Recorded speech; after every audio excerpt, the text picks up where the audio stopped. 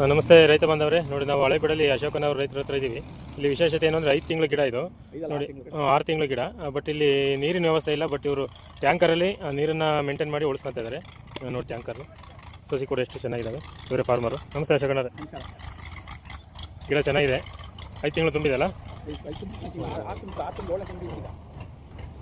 ನೋಡಿ. ಇಡೀ ಪ್ಲಾಟ್ 1 ಎಕರೆ 300 ಗಿಡನೂ ಕೂಡ ಅವರು ಬರೀ ಟ್ಯಾಂಕರ್ ನೀರಲ್ಲೇ ಉಳಿಸ್ತಾ ಇದ್ದಾರೆ. ಯಾಕಂದರೆ ನಮ್ಮ ಹಲಸು ನೀರು ಕಡಿಮೆ ತಗೊಳುತ್ತೆ ಅನ್ನೋದೊಂದು ಉದ್ದೇಶ.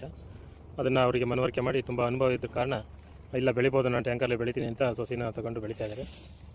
ಸಂಪೂರ್ಣ ನೀರು ಖಾಲಿ ಆಯಿತು. ಗಿಡ ಚೆನ್ನಾಗಿ ಗ್ರೋತ್ ಬಂದಿದೆ.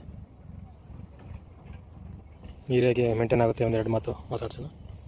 ನೀರು ಸಾಕಾಗುತ್ತಾ ಪೂರ್ತಿ ಟ್ಯಾಂಕು? ನೀರು ಇದಕ್ಕೆ ಸಾಕಾಗುತ್ತಾ ಒಂದು ಟ್ಯಾಂಕರು? 2 ಟ್ಯಾಂಕರ್. ಎಷ್ಟು ಲೀಟ್ರ್ ಟ್ಯಾಂಕು? 4,500. 300 ಗುಣಿಗೆ ಅಲ್ಲಿಗೆ ಎಷ್ಟು ಲೀಟ್ರ್ ಬೀಳುತ್ತೆ? ಅಲ್ಲಿಗೆ 9,000 ಬೀಳುತ್ತೆ. ಅಲ್ಲಿಗೆ 100 ಲೀಟ್ರ್ ನೀರು ಹೋಗುತ್ತೆ. ಒಂದೊಂದು ಗುಣಿಗೆ 3 ಲೀಟ್ರ್ ನೀರು? 100 ಲೀಟ್ರ್ ನೀರು. ಬೇಕಾದಷ್ಟು ಆಯಿತು. 9,000 ಅಂದ್ರೆ ಅಲ್ಲಿಗೆ 300 ಗಿಡಕ್ಕೆ ಸರಿ ಅದಲ್ಲ? ಹಾಂ, ಕರೆಕ್ಟ್. ಸಾಕು. ನೀರು ಏನು ಹೆಚ್ಚು ಬೇಕಾಗಲ್ಲ. ಬೇಸಿಗೆಯಲ್ಲಿ ಮಾತ್ರ ಮೆಂಷನ್ ಮಾಡಿ. ಹಾಂ, 2-3 ಟ್ಯಾಂಕರ್ ಒಂದು ಸಲ ಹೊಡೆದಾಗ ಅಲ್ಲಿ ಜಾಸ್ತಿ ನೀರು ತಗೊಳುತ್ತೆ ಅನ್ನೋ ಉದ್ದೇಶದಿಂದ ಮಾಡ್ತಾರೆ. ಅಲ್ಲಿ ತುಂಬ ಚೆನ್ನಾಗಿ ಆರೋಗ್ಯವಾಗಿದೆ ಗಿಡ. ನೀರು ಹೆಚ್ಚು ಬೇಕಾಗಲ್ಲ. ಈ ಥರನೂ ಕೂಡ ಕೃಷಿ ಮಾಡ್ಬೋದು ಅಂತ ಒಂದು ಉದಾಹರಣೆ ಅಷ್ಟೇ. ಓಕೆ, ಥ್ಯಾಂಕ್ ಯು ಸ್ನೇಹಿತರೆ.